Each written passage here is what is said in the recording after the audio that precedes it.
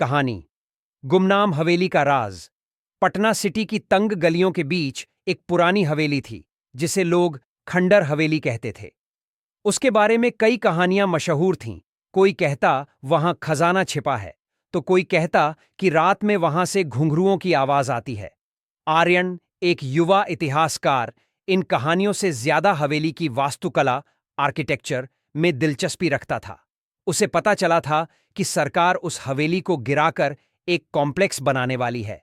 आर्यन ने फैसला किया कि गिरने से पहले वह उस हवेली के राज को दुनिया के सामने लाएगा। उसके दादाजी ने उसे एक पुरानी डायरी दी थी जिसमें उस हवेली के मालिक जमींदार इकबाल हुसैन के बारे में लिखा था। डायरी के आखिरी पन्ने पर एक पहेली थी, जहां अतीत की परछाई वर्तमान से मिलती है और जहां खामोशी भी बातें करती है, वहीं मेरा सबसे कीमती खजाना है। एक रात आर्यन टॉर्च लेकर हवेली में दाखिल हो गया।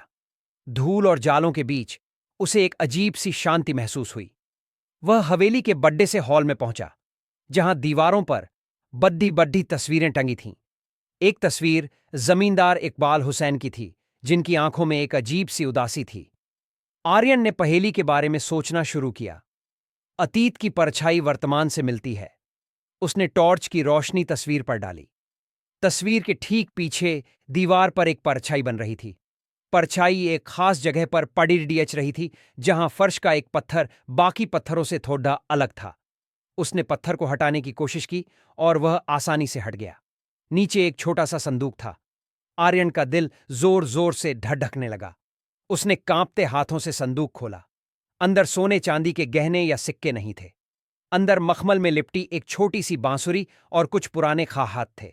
खाहत इकबाल हुसैन ने अपनी प्रेमिका नूर के लिए लिखे थे, जिसे वह समाज के डर से अपना नहीं सका था। उन खतों में प्यार, दर्द और बेबसी की एक पूरी दास्तान थी।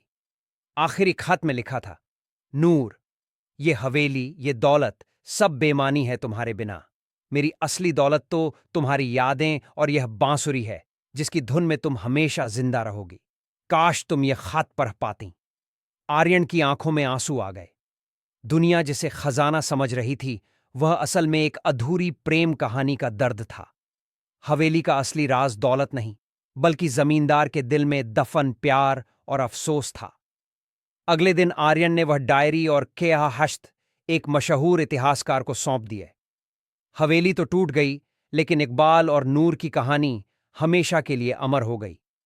आर्यन को समझ आया कि सबसे बड़ा खजाना इतिहास की किताबों में नहीं, बल्कि इंसानी दिलों के अनकहे जज्बातों में छिपा होता है।